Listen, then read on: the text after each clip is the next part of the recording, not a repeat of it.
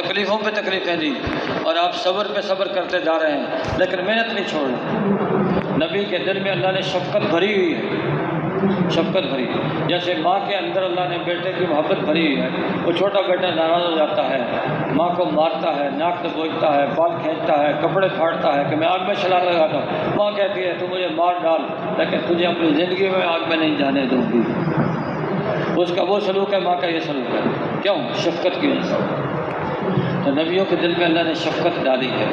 حضرت محمد صلی اللہ علیہ وسلم تو سید الانبیاء ہیں، آپ کے دل میں شفقت ہے، مکے والے مار رہے ہیں، آپ کے قتل کے منصوبے بنا رہے ہیں اور اوجھری آپ کے اوپر ڈال رہے ہیں اور کہیں آپ پہ تھوک رہے ہیں اور کہیں آپ کے جان کے ختم کرنے کی تدبیریں بنا رہے ہیں۔ اے اللہ کے نبی ہیں کہ ان کی ہدایت کا سوچ رہے ہیں۔ میرا امتی ایک بھی دوزخ میں نہ چلا جائے، ایک بھی دوزخ میں نہ چلا جائے۔ اور مکے والوں نے ایسی فضا بنا رکھی ہے، کوئی مکے کے اندر آ کے یہ نہیں پوچھ سکتا من منکم محمد، تو میں محمد کون ہے؟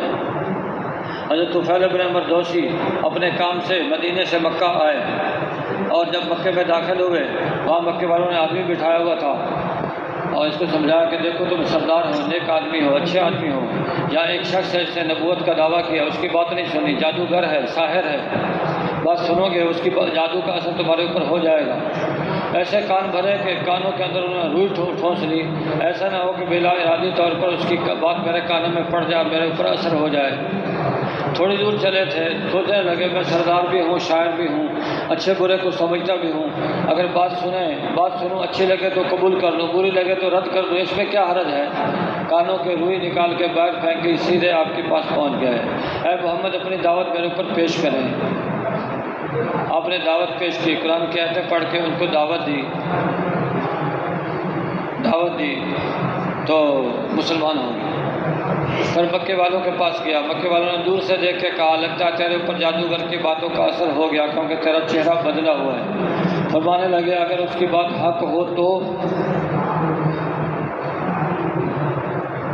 واپس گئے، گھر جا کے دعوت دی، غلام نے بات مانی، کچھ نے بات مانی اور اکثر نے نہیں مانی۔ آپ کے پاس واپس آیا، اللہ کے رسول میری قوم کے لیے بد دعا فرما دے، انہوں نے میری بات نہیں مانی، دعوت قبول نہیں کی۔ آپ نے ہاتھ اٹھائے، اللہم اہدی دوسا واہد بہم، اے اللہ دوس قبیلے کو ہدایت عطا فرما، ان کو لے کے ہمارے پاس آ جا، ان کو ہمارے پاس لے آ، بھیج دے۔ تو